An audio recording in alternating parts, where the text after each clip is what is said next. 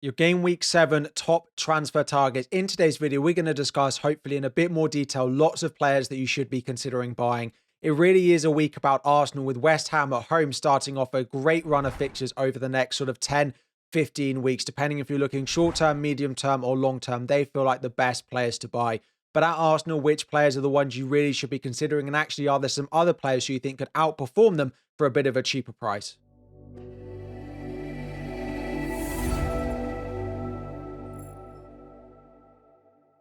What is up, everyone? FPL Harry here. Before we dive in, 2,000 likes is the aim, and subscribe if you are new to the channel. I am recording just as a bit of a timestamp at 5 o'clock on Tuesday afternoon because I am going to the Chelsea versus Benfica game this evening, and it is the return of Jose Mourinho. So if anything happens in the Champions League matches tonight, I won't have had that information. So we're going to dive in and have a look at the fixture ticker straight away for the next 6 game weeks. Arsenal are the real talking point in this week, whether it's in defense, whether you're looking at Saka, whether you're looking at Gyokeres. It really is which of those you should be looking at, with a great run of fixtures over the next 6 game weeks. Not only that, if you look on the Fantasy Football Scout members area, which is sponsoring this video, whether you cut the fixtures by the next 6 weeks, the next 10 weeks, the next 15 game weeks, they don't drop out of the top 5 teams for the best overall fixtures across any of those different periods. So whether you're needing a player short term over the next couple or long term, that really does feel like the best team to be looking to buy, that there hasn't been that much of a discussion about so far this season, apart from maybe in game week 6, sort of in advance of this nice run of fixtures. Elsewhere at the top, you have Wolves, but they haven't been performing very well. Brighton become a really interesting one. We kind of waited a bit like Arsenal to get their game week 6 fixture away at Chelsea out of the way, but some of them can look very appealing now, starting off with Wolves away in game week 7. Someone like a Minte, we will talk about, maybe not defensively so much, but Minte probably the one that's getting a lot of attention at the moment. Elsewhere, high up there, we do have Leeds. Now, they do have Spurs at home this week, although Spurs do play in European competitions, and they do offer some really nice value across the pitch in the likes of Rodon in defence, Calvert-Lewin up front, or someone like a Stack or a Longstaff in your midfield. Now, if we turn our attention to the bottom of the fixture ticker, Aston Villa are in last place. They do have a Burnley at home fixture this week, so if you're on a free hit, like I spoke about in the video yesterday, you can still own them, and if you own them, you're probably not selling them this week. But this is the last week I imagine we're really looking at owning the likes of Watkins or Rodgers. Nottingham Forest, Liverpool also very low down. Now, the Chelsea fixture actually looked a little bit better than maybe you'd expect for Liverpool, given the Chelsea without some of their first choice centre-backs for that game, and Chalobah now suspended. We do have the Manchester United game in game week 8, which also doesn't look too bad, but generally they don't have as many banker great fixtures as some of the others. And this is the real week to be moving off your Nottingham Forest players if you've had the likes of Chris Wood, if you've been punting on. Maybe Anderson can be okay for DEFCON, but defensively in particular, the run of fixtures looks really bad going forward.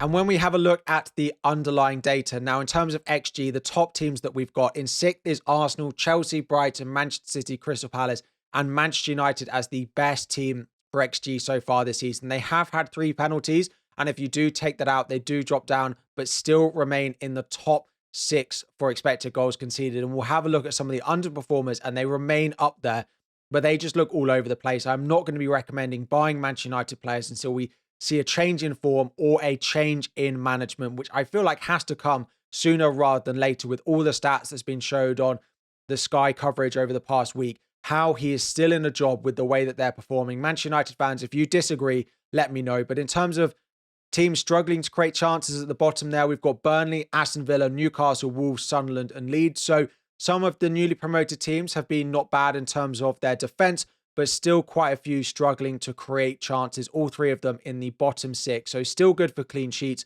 to be targeting some of those teams. Now, in terms of goals conceded, Arsenal number 1, and that's even before they've got to the great fixture run. They've overtaken Newcastle, who remain in number 2. They still have good options in the likes of Pope and Dan Burn. Bournemouth in at number 3, Manchester City, Crystal Palace, Liverpool, all in the top 6. Sunderland just dropped out, but still looking pretty good defensively. And in terms of defenses to target, Burnley, that's why we all went in and had a look at someone like Erling Haaland for triple captain. If you've still got a Rodgers, you should keep them. Manchester United, 2nd worst expected goals conceded. You can see the big swing they've had so far this season. Aston Villa, Forest as well. If you've got your Forest players, definitely look to be selling them alongside Brentford and Brighton.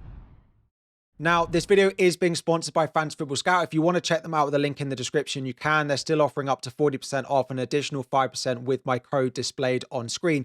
But I just want to talk through a couple of things again. The big underachievers and overachievers so far this season. As we get further on, we'll start to look at recent data, but we're still only 6 game weeks in.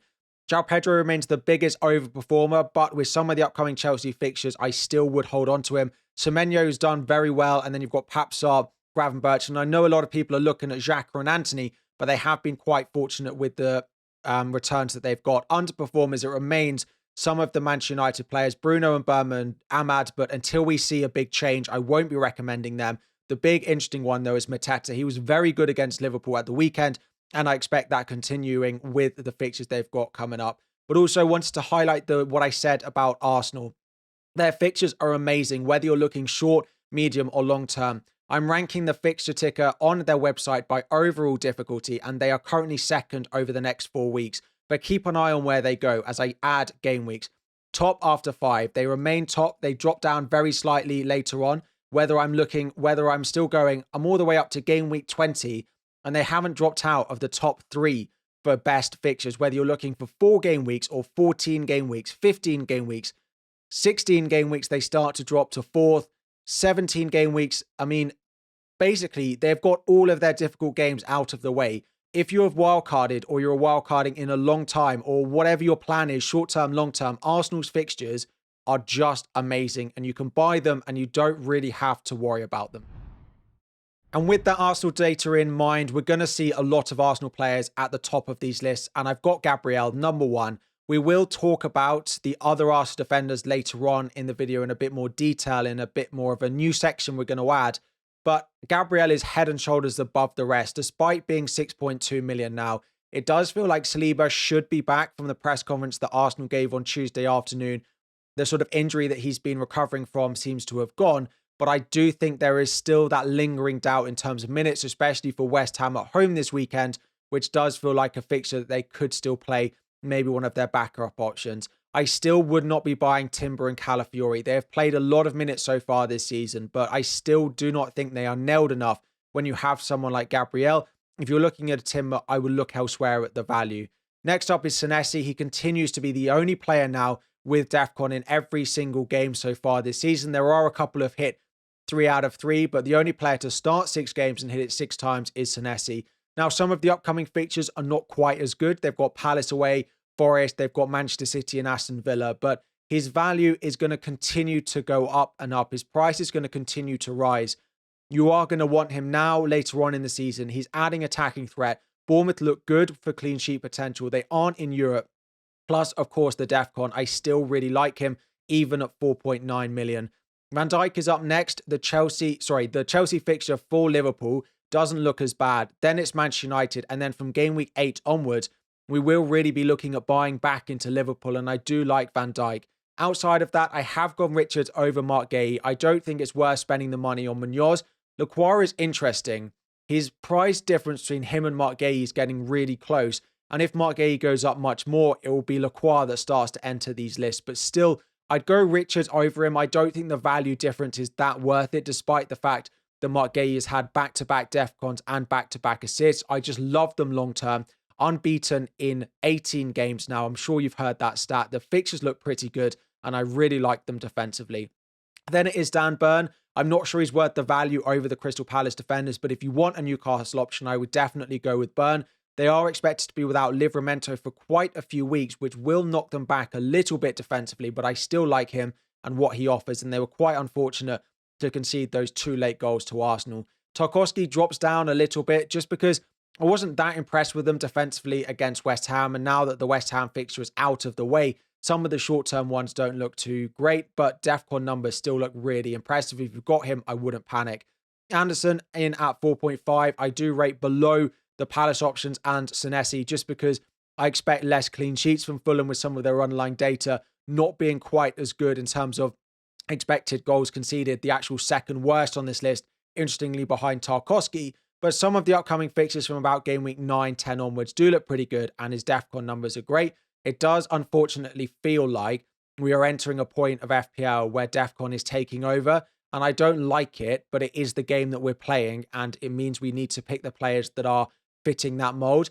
Diouf is an interesting one at West Ham. He's getting some attacking returns, but I still don't think it's enough to go with him over some of the DEFCON defenders. Although the West Ham fixtures start to look a little bit better. We'll talk about Jared Byrne in a moment. Elsewhere, we can have a look at the cheaper options. I still wouldn't go to Burnley with their defensive numbers. Prefer Rodon over Alderete just based off the short-term Leeds fixtures, but it might depend exactly what week you want to play them because Alderete, of course, scored and the upcoming fixtures are not too bad. Then we're moving into midfielders. If you still haven't bought Semenyo, I still prefer him over the whole list. He seems to be taking some free kicks now. He's on penalties when Cliver isn't on the pitch. His DEFCON data isn't too bad. That means he'll hit it sometimes. His attacking data is just so good. And the fixtures, there's a small period where they're not quite as good, but long term they remain very nice. And it's nice to have some players not in Europe. Then it's Bukayo Saka. He looks like he's getting back to full minutes. Didn't play 90 at the weekend against Newcastle, even though they were chasing a goal. But I still like him long term. I still prefer Gyokeres. If I had to pick between Saka and Gyokeres, I would still go Gyokeres, I think. Let's see how they get on the Champions League. But I do think that Gyokeres will keep penalties. Now, I've been asked a lot, and we'll talk about this again in the forward section, but Saka had the ball in his hands before the penalty was ruled out by VAR. That doesn't mean that Saka was definitely going to take it. A lot of times we see in the Premier League that a senior player or an experienced player will pick up the ball and hold it until the penalty is ready to be taken, and then he'll hand it to another player ready to take it. And we've seen it at Chelsea. I've seen it myself. We've had it at Arsenal before. And Gyokeres was actually the one fouled. And I think what happened is Saka picked up the ball while Gyokeres was getting treatment, while he was getting back to his feet, held onto it, and we don't actually know that Saka was going to take it, or was he going to hand it back to Gyokeres, who we do think is most likely to be on penalties. I still like Saka though. Ismail Assar, back to fitness. His online data for XG of 0.72 per 90 this season is crazy good.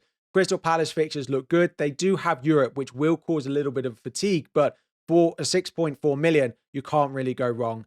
Then at Chelsea, if Palmer is out, Enzo Fernandez is a great option. If Palmer is back, Enzo Fernandez is still a good option. 6.7 million. Now, you're not buying against Liverpool this week, but after the international break, Chelsea's fixtures look very nice. He plays an awful lot of minutes, and even when there's rotation risk with some of those Chelsea fixtures, Enzo is one of the players I expect to play the majority of minutes.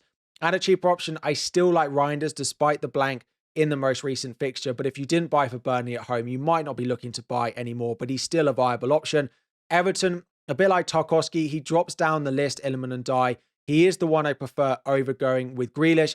Dewsbury Hall is now suspended, but because they've got the West Ham fixture out the way, they do drop down a little bit. Now, the player of the week seems to be Minte if you're not buying into Arsenal. He looked very good against Chelsea. I was very impressed with him, plus some set pieces at 5.9 million. I don't think he's going to completely change the game, but if you're looking for a midfield at that price, someone like a Paqueta is also interesting, but I was very impressed with Minte, and now their fixtures start to look very good as we saw at the beginning. Declan Rice, if you need another option at Arsenal at a cheaper price, I do prefer him over Zubimendi. The only thing I would say is his benching a couple of weeks ago does mean he's not quite as high up the list as you'd expect, and actually his DEFCON data is not quite as strong. Elsewhere, the cheaper options, Granit Xhaka would be the 5 million option I'd go to. His attacking threat is good. He's on some set pieces as well, which we saw for the assist in game week 6. And his DEFCON data is very strong. And the other one we've got is Jadon Anthony. I've been asked so much to talk about him, but I just don't expect it continuing. He's had 0.37 XG per 90 and 0.1 XA per 90 so far this season. He's averaging almost 7 points per 90 minutes he's on the pitch. I just have a hunch that it doesn't continue. That might be proved wrong, and if you think it does, he's a great option at his value. I would just rather buy someone a little bit more proven, like someone like a Lucas Paqueta or a Minte or a Tijani Reinders as an example. And then we're moving up front, and it is the Erling Haaland show once again. He ranks top for all of the metrics. If you want to buy a striker this week, find a way to buy Erling Haaland, even if the Burnley fixture is out of the way. Outside of that, I do like Gyokeres. As I said in the midfield section, I do think he's on penalties, and I do think that Saka might take the odd one, but I think he planned to hand the ball to Gyokeres against Newcastle. That is what I'm predicting. I still like João Pedro. Slight issue with his minutes. Of course, Chelsea play in the Champions League tonight. There's all this about him being potentially injured.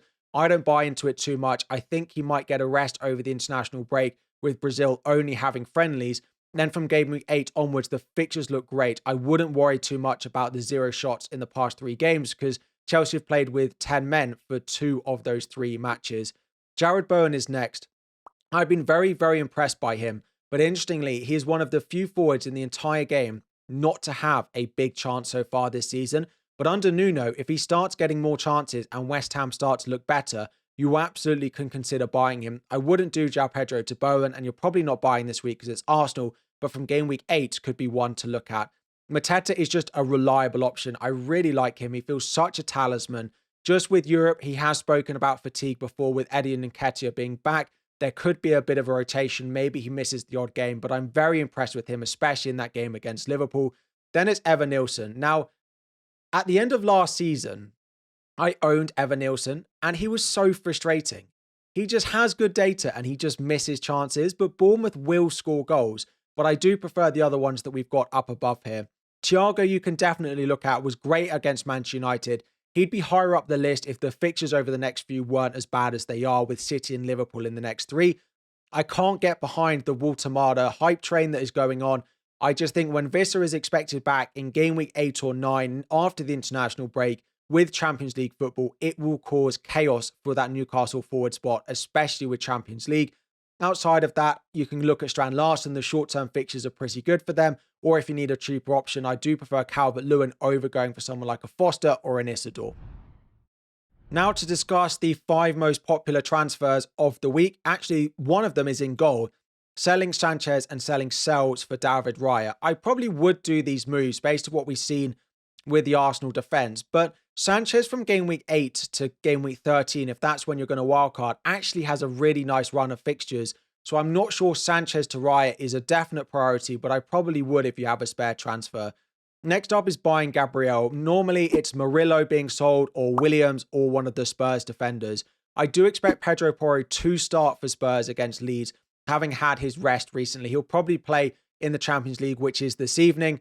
But I would still be moving to Gabriel. I like him much more for the longer term, and that is a switch I made on my wildcard. Then we're looking at Liverpool. I still do not like Isak or Ekitike. I still expect them to rotate minutes. Even when they start, they're being taken off early. I would move them to Gyokeres. I like him for the short term with West Ham, Burnley and Sunderland in the next 5 matches. Add a cheaper option if you've got someone like a Van de Ven or a Williams at Forest and you want someone cheaper. Yes, I like Senesi. Bournemouth's fixtures remain pretty good for the long term and his DEFCON is great. He was my number 1 defender to buy. And then the double swap, if you still haven't bought Haaland, if you still haven't bought Semenyo, you're missing the price rises, you're missing the points, but I would move off Salah. I still think there is a world where Salah does well over the next few weeks and we do look to buy him back. But if he's your only route to Haaland, Haaland feels so much more important now than Mo Salah. However, João Pedro is not one I really want to sell. As I said, I'd rather sell another forward if you can, because João Pedro's fixtures from game week 8 onwards mean he is a good option still. Hello everyone. As I said at the beginning of this video, I recorded before any Champions League football took place, and I've just got home from Chelsea Benfica, which was incredibly boring, and it is 10:30, and I need to cover a couple of things to add to this video. So when I go into the next section where I talk about a lot of players, particularly the Liverpool forwards, you need to add a little bit of a caveat about what has happened this evening. And I know there'd be questions on the video if I did not discuss it. Starting off at Chelsea, João Pedro picked up 2 yellow cards, so will be suspended for the next Champions League game, which comes between game week 8 and game week 9. It does make him more nailed to play the games in and around it. Now, would he definitely have started that Champions League game anyway? Probably not, given he didn't even start at home to Benfica, and it sounds like he does need a rest when we can give it to him. But it probably makes him a better pick in FPL slightly because he's more nailed to play the games, and when there might be a little bit of rotation in those game week 8, 9 and 10 fixtures, João Pedro has an enforced break in the Champions League. Then we move over to Liverpool, where Ekitike and Alisson both went off. Now, at time of recording, I have no idea whether they are completely fine, whether they are out short term, or whether they are out very long term. I have no idea, but I'm going to caveat that. In goal, I wouldn't really be looking at the Liverpool goalkeeper regardless. They don't keep enough clean sheets. Their underlying data hasn't been good enough for the start of the season, and some of the upcoming fixtures are not amazing. So unless Alisson was out for a very long time, you could look at their backup. But the key one, of course, is Ekitike. He went off stretching, overstretching. Apparently, it looks like his hamstring. Whether he's out a long time, it doesn't look that serious. It's unlikely to be very long, but of course, we will get an update probably from Arne Slot, maybe after the game. Maybe it will wait until the press conference, probably on Friday. If he is out short term, maybe just misses game week 7 and is back after the international break, I don't think that changes anything. If you've got Isak, of course, it looks like he's almost certain to start against Chelsea now. But if he's out longer than that, it does start to make Alexander Isak a better option. I still have a slight doubt in my mind exactly how many minutes we think that Isak can play. He never really wanted to play 3 times a week when he was at Newcastle and continued to have recurring problems. And even at Liverpool, I'm not sure he's going to be playing 90 minutes every week, even if Ekitike is out injured. But if Ekitike is out for probably a month or more, we will be looking in game week 8 for Man United at home, probably to buy Isak. You could even go this week against Chelsea, but I would probably urge, if you're looking to buy it, let's wait until the international break, which is 2.5 weeks away, looking game week 8. If Ekitike is confirmed out for a long time, because that will give them 2-3 weeks to understand if the injury is severe. And if it is, then maybe we can look to buy Isak in a couple of weeks in game week 8 after the international break, when maybe we've got a clearer picture of the Ekitike injury. And then the final section. This is the video, you've heard me say it before, where I'm constantly looking to make changes and improvements, put in the information that I think covers as much as possible. This is always the video that is the longest, tries to cover as much as possible. And we're going to add a few things over the international break, which I hope you will like. But one thing I want to add, instead of just having the fixtures up, is I want to have an ability. There's always players that lots of people want me to talk about, but I don't think they're good options, but I want to talk about them. So I'm going to add this. It will be quite long and it will make the video as a whole a little bit longer. I want just an opportunity to talk about a few more players that you are wanting me. And that might not be the top commented player, but still are worth covering. And it might be more because you want to sell them. In goal, I've gone with David Raya and I do like him, but Pope's fixtures are actually fantastic for quite a long period of time. And if you're not wildcarding, or you've already used it, you need to pick a goalkeeper that you can trust for the long term. So immediate fixtures don't actually mean that much, although Pope's are pretty good. Sanchez, I still don't mind. Chelsea defensively have been a little bit all over the shop, but players will be back from suspension and back from injury in game week 8. So after the international break, he's still one to consider and is actually 4.9 million now. Roafs at Sunderland is getting a lot of headlines, but they have started with easy games. If I was going at 4.5, I still think I'd prefer Petrovic, although I would prefer one of the 5 million options. Darlow at Leeds is getting quite a few minutes, but I still prefer Dubravka. I still think there might be a switch back to their original goalkeeper, although he started the past couple of games. Into defence, at Arsenal, I still think Gabriel is the best. I spoke about this in the defenders section. He's the number one defender to buy, Gabriel. Saliba, if we see him get back in and play all of the minutes, and if you're on a game week 8 wildcard, you could go there. But I still think they might be nurturing him back and just being cautious of that injury. At fullback, when we get Champions League, we get to the Christmas fixtures, I'm almost certain that Calafiori and Timber, if Ben White and Lewis Skelly are both available, that Calafiori and Timber will not play every game between now and Christmas, and they will miss one of the easier games that you want your Arsenal defender to play. Plus, if Gabriel doesn't start, they don't often make centre-back switches unless it's a player who's recovering from an injury like we've seen with Saliba. The fullbacks do change during matches and you will get stuck with a one-pointer. If you're happy accepting that to save the 0.7 value, then that is absolutely fine, but I personally wouldn't do it. Guardiola of Manchester City, they do leak too many goals for him to not have DEFCON. So if you haven't gone for Burnley at home, I would keep him if you've got him, but I wouldn't be buying new. Cucurella is similar. From game week 8, the Chelsea fixtures look good. He's not my favourite at that value anymore, but if you've got him, you can hold on to him. And Nottingham Forest, sell. It's as simple as that. Definitely take them out. Lacroix, I don't like him as much as Mark Gay and Richards at the moment, but if Mark Gay rises again to 4.9, you may as well go and buy Lacroix at 5 million. Munoz just isn't worth the value. Then you've got the Spurs defenders. Hold them if you want, but if you're on a wild card like I was, or you're looking to sell them in the next few weeks, I probably would. They've been one of the big overperformers in terms of expected goals conceded. And then you've got Diouf. 4 assists, the joint most in the entire Premier League over the first 6 weeks. But West Ham don't look like they want to keep clean sheets, and he's never going to get DEFCON. He has to get 4 out of 6 clean assists every game week in order to be a viable option, and I don't think that will continue. He's a fine option, but I'd rather someone like an Anderson. As boring as it is, it's the game that we're playing at the moment. It's just they're dishing out too many DEFCON points. Into midfield, Mo Salah. I actually think there will be a point where we go to buy back, because I don't think the other Liverpool attackers are reliable enough for minutes. Gakpo got dropped. Isak and Ekitike I expect to rotate. Wirtz won't play every game. Salah feels like the only one, but he's not better than Haaland. So it's either a Salah, Haaland draft, or it's only Haaland. Bruno and the Man United mids. I can't recommend buying them. I'm not going to sell Bruno before Sunderland at home. I wouldn't sell Mbermo or Cunha before Sunderland at home.